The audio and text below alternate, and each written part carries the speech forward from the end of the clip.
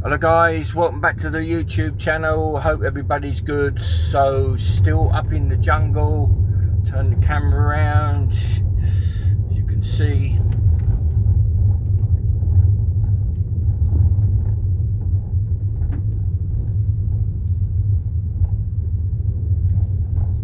still up in the northeast of Thailand. So then guys, just following on the video that I put on a couple of days ago, is the UK broken? Are expats going abroad? So it got quite a lot of hits with discussions, comments on there. So I thought I'd just follow up this video with regarding that matter of people making comments.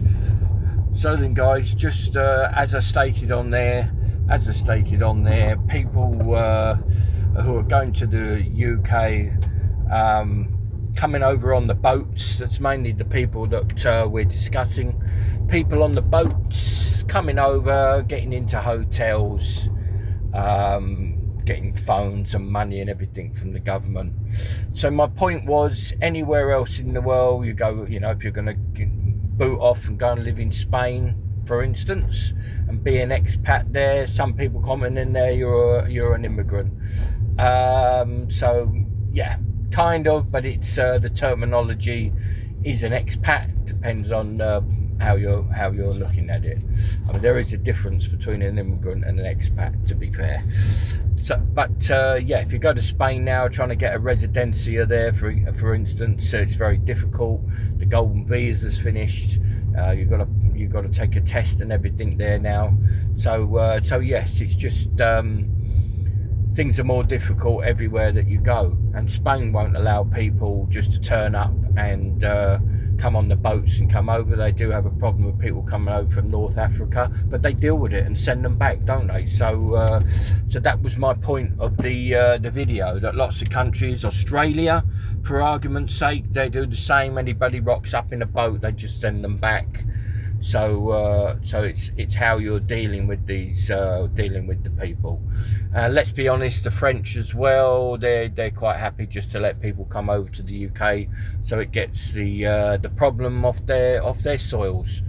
They don't want to have anything to do with it either, so they'd be more than happy for the people to head over to the UK, and that's you know, that's the way it is. So you know, the point of the video was just to make it clear that that this making it easier for people just to do that. Now, if for instance you're coming to Thailand, another place in Asia, they've got a criteria as well for when people that want to come into the country. You know, people like myself who are married to a Thai national, there are visas, marriage visas, people my age, retirement visas. There are those options.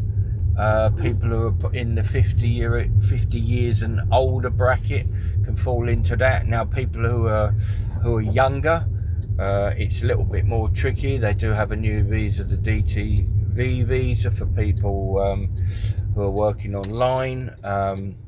They work remotely, so they've got that. So everywhere has got their options. Now, if you come to Thailand, you don't get anything from the government, nothing at all. You don't get any handouts whatsoever, and I can't think of any other country in Asia that would even probably do that either. So you'll have to go down the right route. Now, there's lots of people who go down the correct route in the UK. They spend a lot of money getting their partners, if they're non-European or even European now that Brexit has kicked in recent years. Of course, things are now even difficult to get in somebody who's from Europe, from a European country. Now, before Brexit, things were a little bit more simple,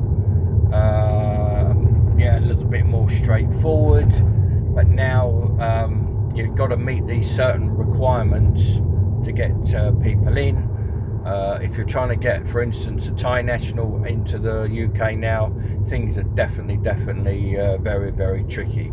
Not saying it's impossible, but you've got to jump lots of hoops to get in. So funny enough, I was speaking to someone the other day, and they made me laugh because they said I might as well fly my Thai wife to France and stick her on a dinghy and get her come across on a dinghy. That would be a lot easier, save them a lot less hassle in the long run. Which did make me laugh. That in the real world that is not really feasible. But so it's frustrating for people who are going down the route, or the right route, to get people into the UK. Hold on, I'm going to turn the camera around. Just see there, guys, it's a beautiful day in December 2024, the week before Christmas. It's not as hot now as it has been. It has calmed down a bit. It's certainly a lot cooler in the morning. It's very cool now in the morning. Wore a hoodie this morning, but that's only for a couple of months. December and January, and then February starts getting hot again. That's for sure. So yes, back to it. So yes, that's my point of the previous video, just explaining what happens in the UK and what happens in other countries. There seems to be this sort of division of views on these kind of things. As I said, for people who are going down the right way, the right route to get people into the UK, is very tricky. And that will be the same as for people who are coming from the UK or coming to Asia. They have to meet certain requirements. So for everybody that's going down the right route, the correct route, it's good. It's, you meet the criteria. It's a very good. It's very good. Sadly, for some people, they can't quite reach that criteria to get their partners either to the UK or somebody coming, let's say, to Thailand to try and get a marriage visa or a retirement visa or any other visa that they're trying to get. It's frustrating for them and sad for people that can't achieve that. And then the other part of the video was, guys, was just stating so people who are coming, from their home country to another, as I said, expats, retirees, people who are retired, they don't really come under immigrants. You could call myself a retiree because I'm 50 plus, nearer 60, and I am 50. So I fall into that kind of bracket of person. So yes, people are coming to look for a different lifestyle, a better lifestyle. I think cost of living comes into it, weather comes into it. Of course, in the UK, the summers, if you have a good summer, it's very nice. I lived in the south of England, and to be fair, we had some decent weather there.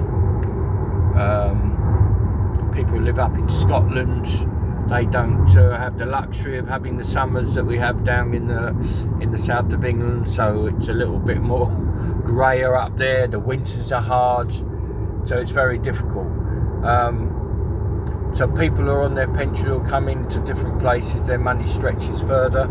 Of course, in Thailand, is not as cheap as what it used to be, or doesn't seem to be, because the Thai baht is low than what it was 10, 15 years ago. So things do seem a little bit more expensive. But if you're staying out of the tourist areas, then it will become cheaper. Your money will go further. that's for sure. But if you're what's this lunatic doing? I'm just going to turn this round, guys. He's in the fast lane. He's going about 2 miles an hour now. Whether he's going to do a U-E, I don't know. But look at that. Yeah, Thailand drivers. It's quite an interesting topic. I'm going to do another video on that actually, so it's not now. It's not the time to talk about Thai drivers, but yeah, we'll talk about that again. So yeah, sorry. So I'm getting distracted there, guys. So yes, your money will generally will stretch further. Now it all depends down to each individual, what their personal how they live. If you're a family person, your money's going to go on your family. Like myself with 2 children, if you're a single person and you want to go out and have a good time, then your money's going to go on yourself for enjoyment. But generally, if you're hitting the adult areas of Thailand, of course, you're going to burn some money. Of course you are. That's not really feasible long term. It's okay when you're on holiday for 2 or 3 weeks. You're a single guy and you want to have a good time, of course. I understand that. Been there, done that myself, enjoyed it. But you've got to realise that if once you're living somewhere permanently, you've got to get out of that holiday mode. And if you've got family and you have to look after, then your money's got to go that direction. So yeah, so that's my advice to you, is get away from all the tourist areas, where you'll probably find your money will stretch much further. So then, guys, maybe you'll leave some more comments, lots of comments there on what I've stated, and I've just answered a few questions from the previous video. Oh yes, another question somebody said about, oh, getting on an aeroplane, I'll be rushing back for the NHS. Well, that won't be the case because I've got private health insurance, so that's answered that. And the other thing was about foreigners owning property. Well, you can own property, you can own a condo in your name, you can also buy a property, a house, if you put it in a company name and you become the director of the company. That will cost money every year. But it's doable. That's what I'm saying. It is doable. So let's hope those answered that question for you guys as well. Okay then, guys, keep the faith, keep smiling. If you know what to do, if you're a newbie, hit the subscribe button, hit the notification bell, of course, hit the like button for everybody that's subscribed. Thank you for everybody that's subscribed, building the channel up nicely. And we'll be putting lots of content over the Christmas, festive and New Year. So keep an eye on the channel, guys. See you on the next video. Take care now.